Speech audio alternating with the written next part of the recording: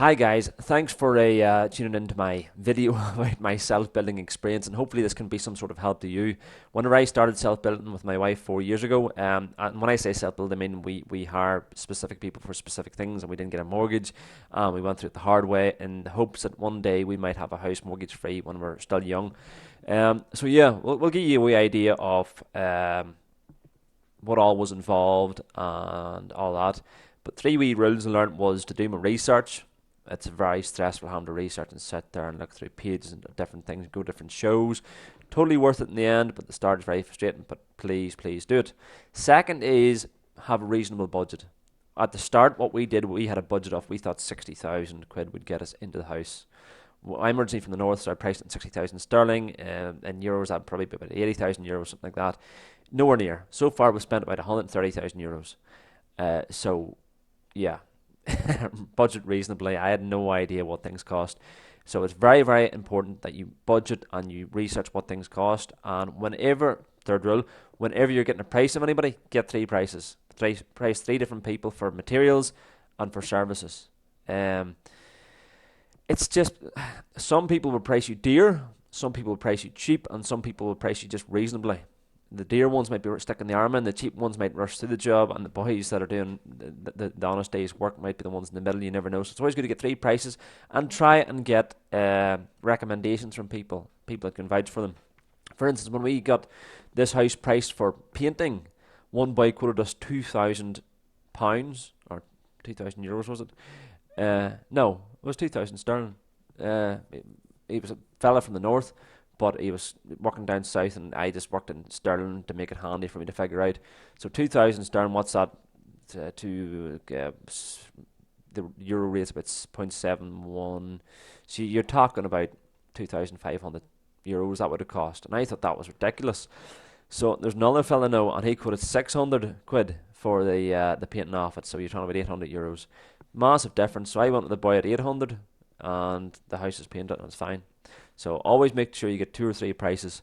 One of the reasons I get quotes in sterling is because I work in the north and live in the south, so it's handy for me to get a sterling price, and it just confuses things a lot more. But anyways, hopefully this will be some help to you. The best idea is to get your budget together, do your research, know what you want, get your budget together, and then get your drawings done up. Because if you get a house plan for a story and a half and then decide it doesn't look right with the sort of inside that you want, you're sort of scuppered, you're tied down. So make sure you know what you want inside and out roughly. It doesn't have to be exact. And then go to the architect and tell him what you want. A lot of architects will tell you, look, I'll draw this, and then you just say yeah or nay. You go to him, you're the customer, tell him what you want. I want a house that's a story and a half, two-story bungalow. I want it to be this size, draw it this size. What a lot of people don't seem to realise is a lot of architects seem to get paid by the square footage on the drawings. So if they draw a house for, say, 4,000, 5,000 square foot, they get paid more than if they draw a house for 2,000 square foot. So always remember that. Work out how people get paid, where their main income is. Are they trying to stick the arm in? You're nobody's best friend here. You're the customer. You have to look after number one, and that's yourself. Okay? That is the person that's going to do the best work for the best price. Not necessarily the cheapest price, so it's always work out in that.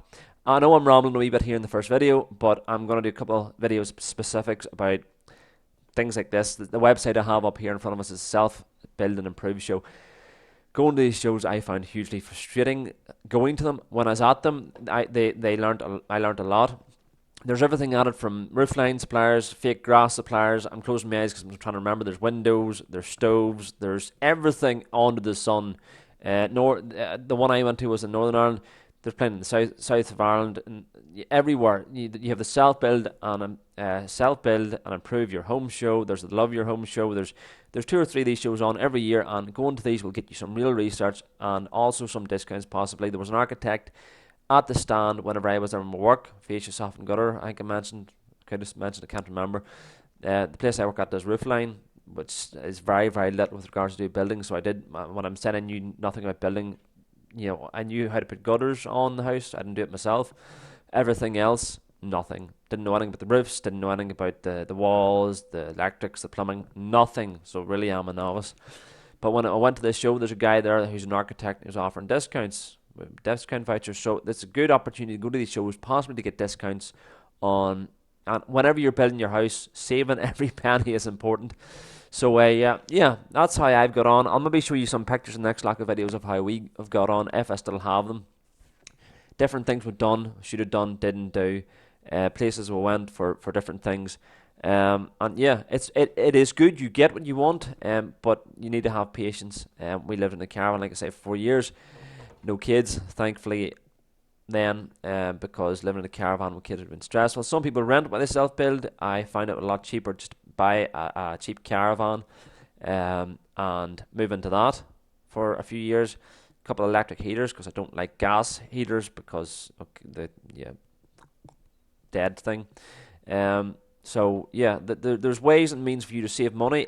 If you're self-building and you're not going for a mortgage, it's a really good idea to look into all these different aspects. It can save you a few pound, euros, whatever.